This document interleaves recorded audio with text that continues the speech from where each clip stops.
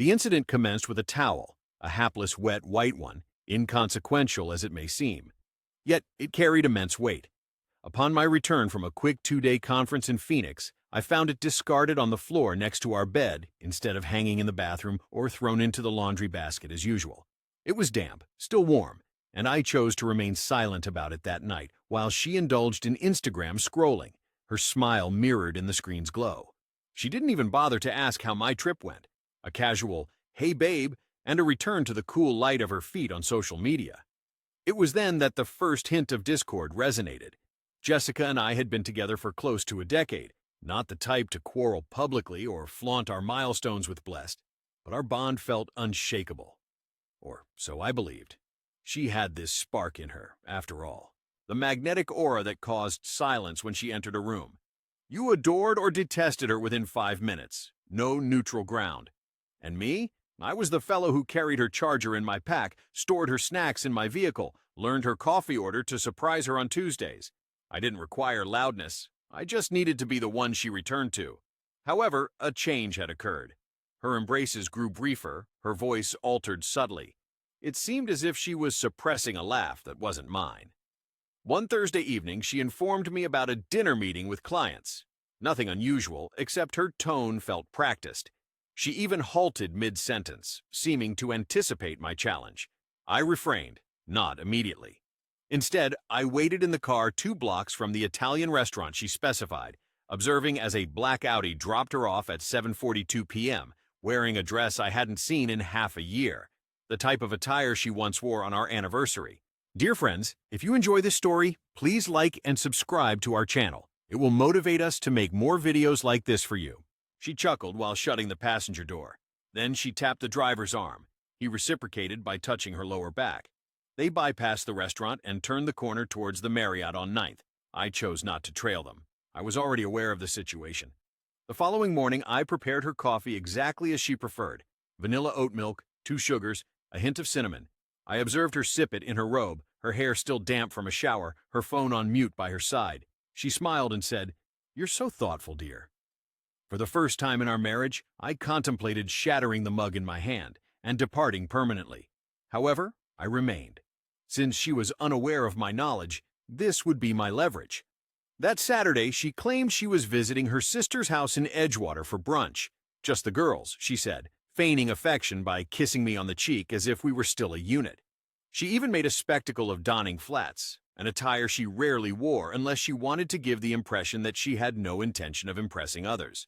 I responded with a nod. I observed her sling a tote bag onto her shoulder and glide out the door as if ignorant of the imminent collapse of her surroundings. This time, I didn't pursue her. Instead, I dispatched someone else, Tyler. He's our security personnel, robust, vigilant, reticent. In a past instance, I facilitated his wife's employment after she was dismissed. He was indebted to me and accepted the task without query. Parked discreetly 2 vehicles from her sister's residence, he sent me real-time updates. 10:43 a.m., she's absent. 11:06 a.m., an Audi arrived. She entered. 11:12 a.m., they're bound for the city center. I remained indoors, restlessly patrolling the living room like a trapped beast. My hands quivered not from terror but from an unfamiliar sensation, a churning, scalding emotion I had never experienced before.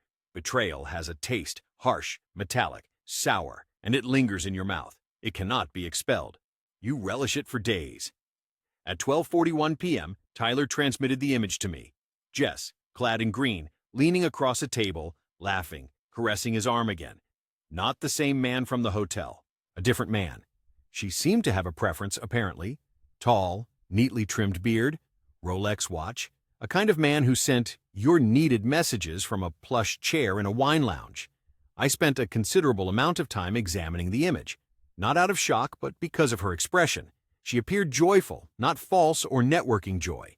It wasn't that expression she had shown me in over a year. I used to believe it was stress, deadlines, hormones, but now I understood. That radiance? That wasn't work.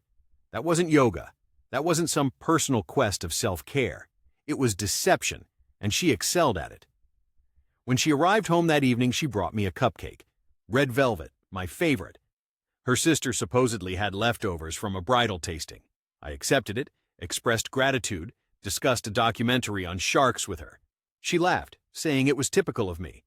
But in that instant, something changed, because I realized she still thought I was the same Mark, still predictable, still slow, still oblivious. However, I had moved on from that point. The scheme was already set in motion. I visited the guest room printer and retrieved the envelope. It had heavy stock paper, no sender's address, and was securely sealed. She hadn't laid eyes on it yet, but she soon would, as Monday was her company's summer appreciation day. This involved speeches, prizes, a catered lunch. Her name was included in the guest list, along with the delivery. The package, swathed in red, was set to arrive at 1:15 p.m. sharp. The delivery didn't make a noise upon arrival, but rather a quiet rustle. The destination was Jess's office on the 10th floor of the South Wing PR and Communications Department. With its expansive glass walls, open-plan desks, and bright whites with polished smiles everywhere, I had planned the delivery logistics a week beforehand. I arranged for it to be sent via private courier, with instructions for direct delivery to Mrs. Jessica Campbell. A signature was required upon receipt, with no exceptions. At 12 p.m., the courier confirmed his arrival. At 1:15 p.m., Jess signed for the package. At 1:16 p.m., the spark ignited. Although I wasn't physically present, it felt like I was there. One of her colleagues filmed part of the moment, which I later saw anonymously sent to me. It's typical for an office environment. Once someone finds something suspicious, everyone turns into a detective. She revealed the contents of her desk box.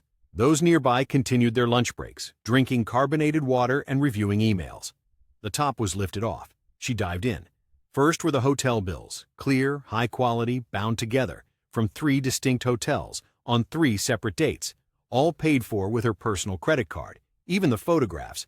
Tyler had exceeded expectations, to be honest. One depicted her holding hands with the Audi man. Another, my favorite, was from the Marriott corridor where she'd stopped to comb her hair in the reflection of a vending machine before swiping her keycard. She appeared self-satisfied, as if ready to claim victory in a game she believed she was the only one playing. At the box's bottom, I had placed the disposable phone. A single click activated the gallery, displaying screenshots of texts, some flirtatious, some explicit, all time-stamped, and an audio video of her laughing on a call. I find it hard to believe he remains unaware. He resembles a golden retriever, faithful, dim-witted, and always joyful at my presence. There's something slightly pitiful about it. Her voice, as clear as crystal, sounded smug and cruel. The recording concluded with her stating, "If he ever discovers this, I'll pretend to cry, attribute it to hormones, and divert him with cupcakes." It seems she forgot I have a minimal fondness for red velvet. The video terminated just as someone, likely her supervisor, appeared over her desk and inquired, "Jess, are you all right?" From the information I gathered later, she didn't respond. She merely gazed into the box, as if it was a bomb that hadn't exploded yet. Then she stood up, quietly, shaking, eyes darting as if searching for who else was in on it, who had witnessed it. Then she screamed, not loudly, not angrily, just a raw, sharp sound that sent chills down the entire floor. By 1:30 p.m. she was nowhere to be found. 2 p.m. brought a voicemail from her, her voice soft, as if she'd just discovered the world wasn't solid. It was reflective. She admitted, "Mark, I can't explain what happened, but please call me back." I chose not to. Instead, I was securing the locks. The knock came at 8:46 p.m. 3 distinct raps, no bell or text, just an unannounced visit from Jessica on the porch, still in her work blazer, mascara streaked, hair pulled back haphazardly. Through the peephole, I saw her clutching her phone in a red box like a confusing gift, her nails bitten to stubs, a habit she'd abandoned since college. She knocked once more, insistently. "Mark," she called out, "I know you're home." Opening the door slowly, deliberately, I remained silent, merely standing there. Her gaze swept over my face, seeking gentleness, but finding none. "May I enter?" she inquired. Negative response. Surprise flashed in her eyes, the kind people display when their well-rehearsed dialogue falters. "Mark, what just transpired leaves me puzzled. The sender remains unidentified. However, this—" she shook a box. "This isn't the entire truth. You're exaggerating excessively." I folded my arms. "Which aspect are you overplaying? The hotel accommodations, the recording, the bit about being a golden retriever?" That remark struck a nerve. Her lips parted, but no words emerged. Then she did what I anticipated, shifted the blame onto me. You invaded my privacy by going through my phone? You spied on me? Such behavior is repugnant, Mark. That's an intrusion. I chuckled softly, enough to make her jump. In truth, I didn't delve into your phone. I uncovered your deceit. This was the initial fracture. The facade began to crumble. Her tone grew more shrill. You had someone trail me? You weren't concealed at all. Good heavens, Mark. You've been scheming? Nurturing this? Incredulous. What sort of psycho are you accusing me of being? I retorted, calm but firm. Don't misconstrue this. You weren't pursued. You were observed. You flaunted your treachery like a prize. You jeered at me within my own home. She recoiled as if struck, yet her countenance swiftly hardened.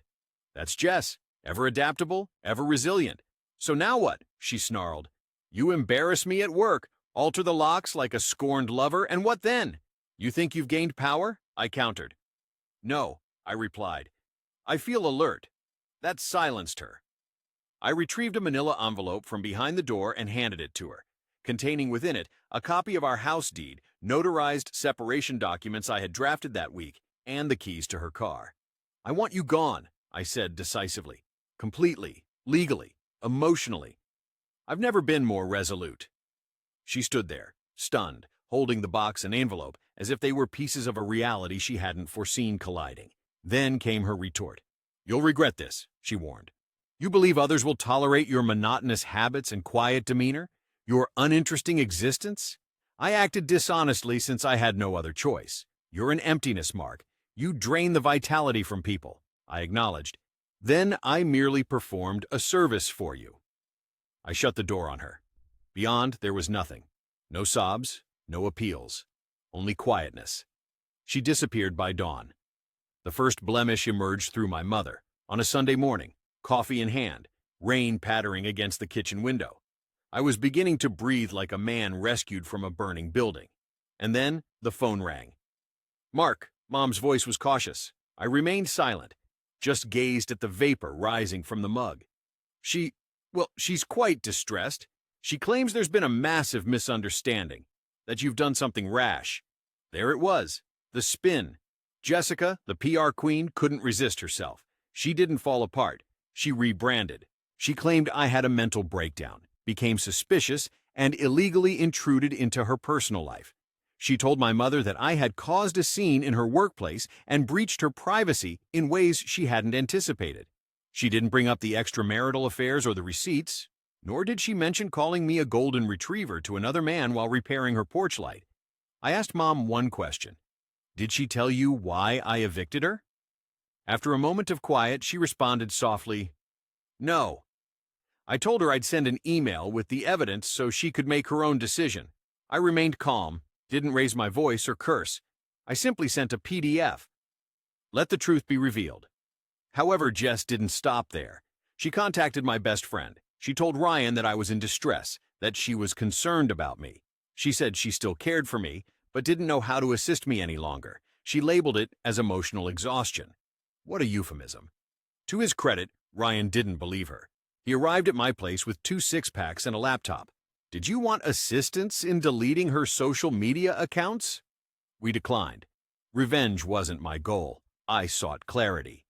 That night, I finally decided to explore the secret folder I'd hidden for weeks. It contained screenshots, hotel reservations, and a video file. I named it truth.exe and stored it in a private Google Drive as a precaution. Jess had initiated the game, but I was constructing the stage. Then came an unexpected twist. An email, anonymous, with no subject line. It contained a single sentence. She's done this before. Attached was an old conversation thread. No subject line. Messages from 4 years ago. A different man, a different city, but the same pattern of deceit and false promises. She hadn't just cheated on me. I was part of a cycle, a list, a sequence of men who believed they were unique. And just like that, my heartbreak transformed. From sorrow to revulsion, as I realized I had spent the entire night pursuing illusions. The anonymous email wasn't from a burner account. It originated from an old Gmail account under the name Malloway84. In under 5 minutes, I found and connected Matthew Holloway's recovery information, a freelance graphic designer from Austin, Texas. On LinkedIn, his portfolio and a photo from a 2019 wine festival revealed Jessica, smiling beside him. She was wearing the white sundress she mentioned losing during her summer getaway with friends. I gazed at that picture for an hour, not due to surprise, but realization of her proficiency. This wasn't hasty infidelity or a faltering marriage. It was a pattern. I contacted Matthew, sending a brief direct message. She deceived me too. Fancy a chat? He responded promptly within 10 minutes. We talked via Zoom for 2 hours, cameras off, voices soft and worn in that wounded tone. He disclosed they met in Chicago at a PR conference. Jessica presented herself as single, stated she was between relationships, and dated long distance for a year.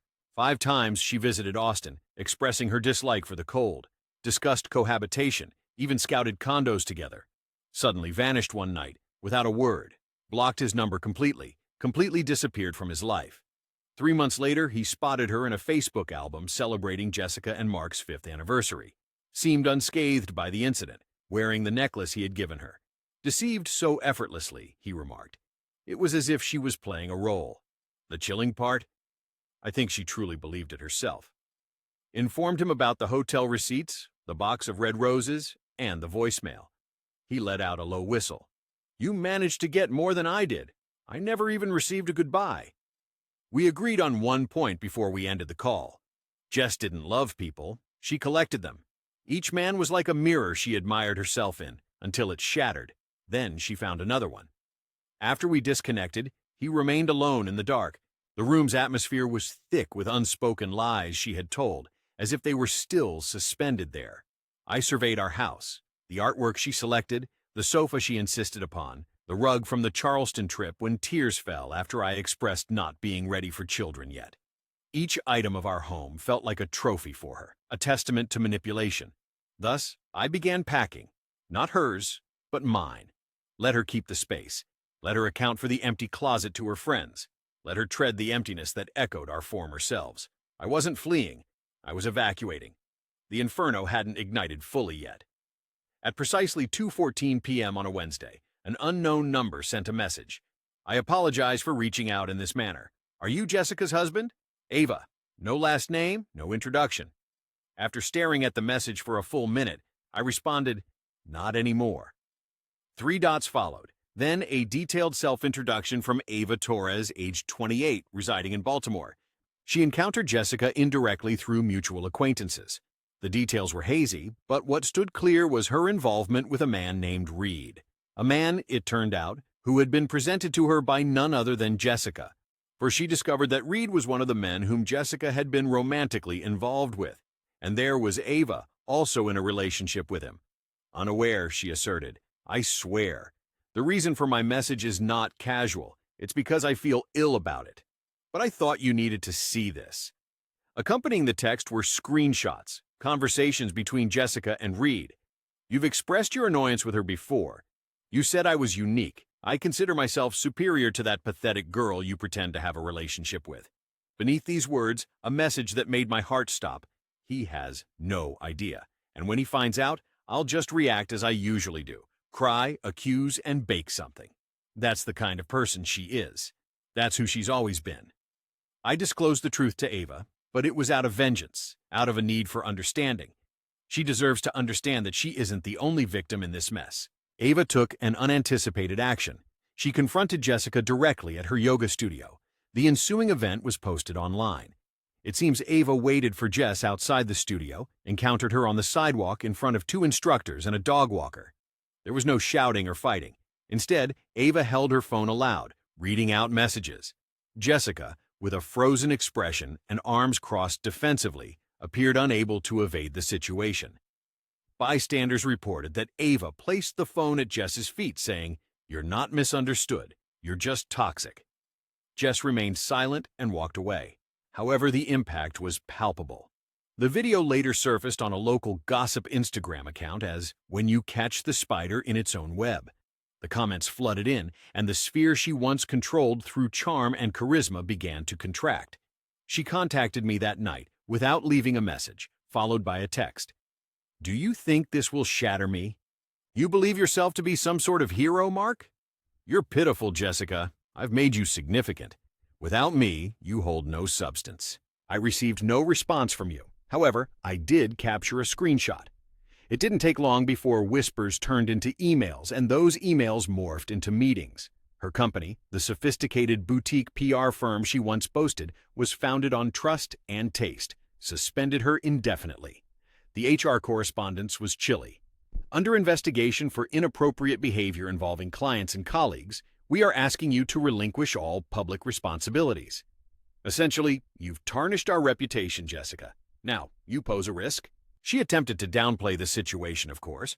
On her social media, she posted a vague tale about taking a break to focus on mental health. A looped video of a cappuccino and a book on personal renewal were included. Yet her audience was unconvinced. Someone dropped the office delivery story in the comments section. No names mentioned, merely the narrative. Yet it contained enough detail for people to comprehend the situation. One individual commented, "Is this the same Jessica who had the red box incident at Capstone PR?" The term red box incident caught on. It gained popularity locally. It became workplace jargon. However, I had already relocated. A smaller apartment now, nothing luxurious. White walls, tranquil neighborhood setting, but she wasn't finished yet. Far from it. She appeared at my new residence, somehow found the address, knocked as if she lived there. Upon opening the door, she was crying, this time with real tears, or at least more convincing ones. I remained silent. She sobbed, wiped her eyes, stepped closer. I made a mistake, right? I understand that. But you didn't have to ruin me. She reached into her handbag and produced a document. I assumed it was an apology letter. Instead, it was a request for a character reference. She wanted me to endorse her conduct as a partner for court proceedings. It seemed one of the men she had crossed paths with, Reed, was threatening legal action, damages, false accusations, professional harassment. She was facing a lawsuit and asked for my aid. I examined the legal document, then looked at her. "You require my assistance," she stated, voice quivering. "As you've always said, I'm a part of you." I denied her plea.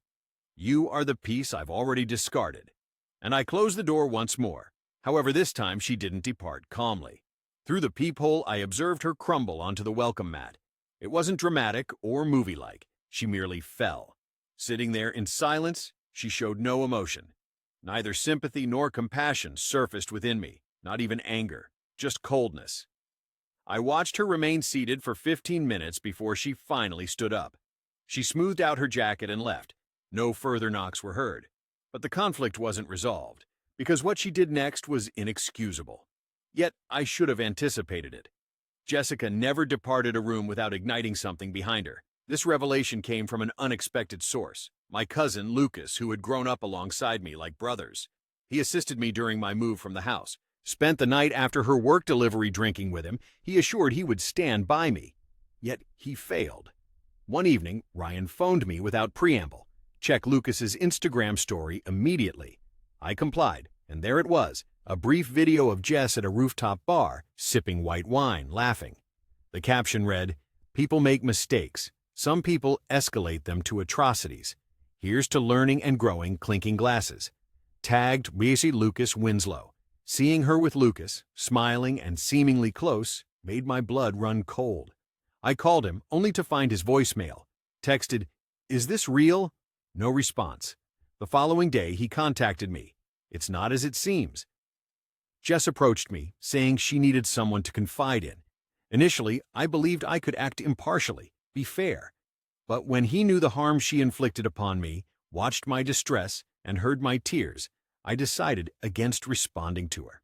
Despite everything, there he was, chuckling on a rooftop, sharing drinks with the woman who ignited my life's blaze. That night, I didn't rest, because I understood something chilling. Jess wasn't attempting to mend anything. She wasn't striving for peace. Instead, she was reconstructing, utilizing my connections, my bloodline, manipulating the people who were meant to be my refuge. Eventually, someone informed me that she had begun contacting other friends cautiously, subtly, portraying herself as a wronged spouse, depicting me as detached, vengeful, unstable. Someone told me they heard her cry during a phone call and say, "Mark simply shut down, like he didn't love me at all." Classic Jess. Light the house ablaze, then weep because it's cold. I severed ties with Lucas completely. No message, no explanation, just silence. And that's when I started noticing other occurrences. People ignoring me, unanswered DMs, friends who used to reach out, disappeared. She was contaminating the well, quietly, softly, skillfully. If Jessica is skilled at shaping stories, it was her turn to be outmaneuvered, for I had already crafted mine. Her tale of redemption was on the verge of crumbling in a public arena. Her undoing started within a comment section, not in a courtroom, not during a dramatic showdown, not with a loud indictment. Instead, beneath a filtered beach photo she posted, captioned as, "Healing isn't linear, grateful for the lessons, even the hard ones." The comments ranged from enablers and vague empathy to encouragement. However, an anonymous account without a profile picture intervened. "Your healing includes deceiving 3 different men, cheating on your spouse while feigning victimhood. Let's not forget the staged tears in yoga class." Initially, no one responded. Then 2 likes appeared. After that, 20. Finally, the dam burst open. More anonymous accounts emerged, screenshots were shared, and users were tagged. Tasha publicly labeled Jess as a deceitful public relations professional, allegedly falsely accusing her of a failed pitch campaign while secretly having an affair with the client. A former intern revealed, she told me once, "The truth is flexible, but perception isn't." This statement echoed in various circles, particularly in niche groups, as an infamous audio clip about a golden retriever and a smiling video of her during a panel discussion on ethics in branding went viral. In just a week, Jess's professional reputation was not merely damaged, but utterly destroyed. Capstone PR formally dismissed her. Their statement read, "We uphold accountability, transparency, and maintain standards that reflect the trust our clients place in us." Although no direct mention of her name, everyone was aware. She removed her website, disabled comments, switched her Instagram to private.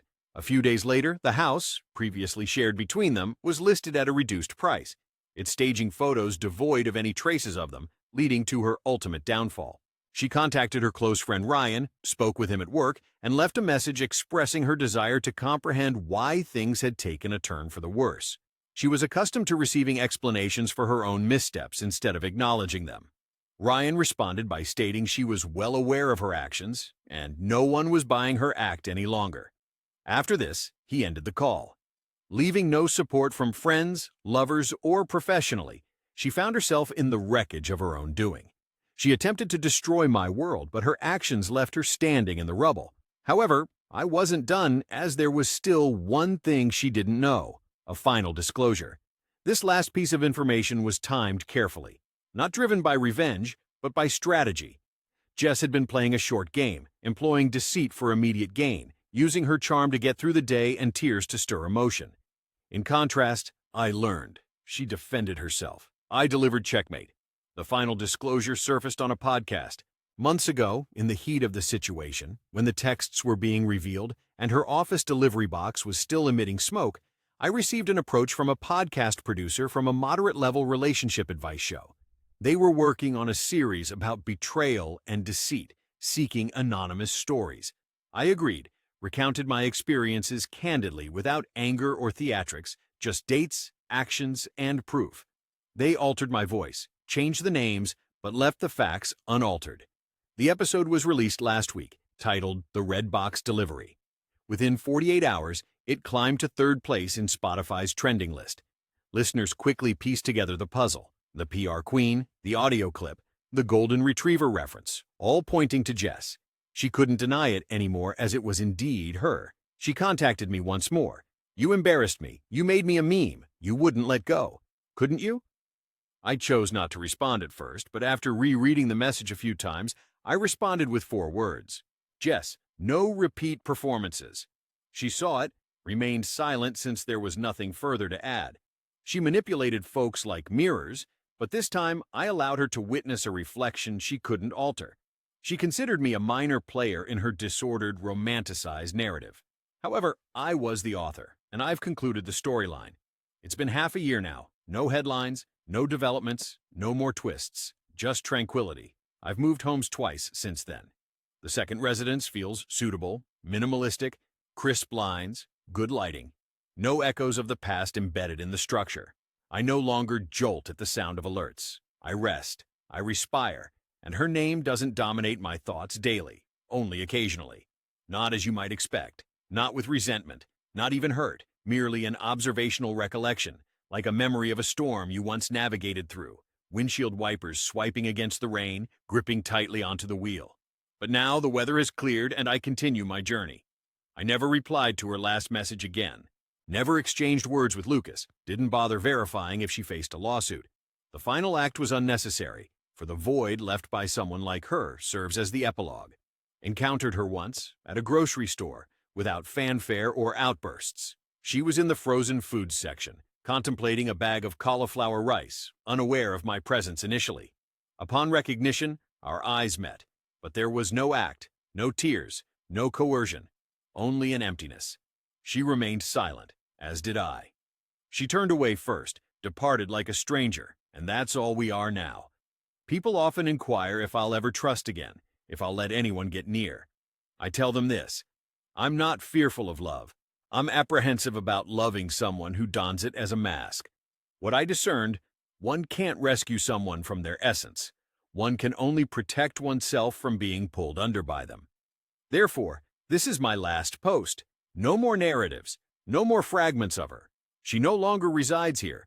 To those reading this, she is absent now, despite being enveloped in bewilderment, questioning, doubting, harboring unspoken pain.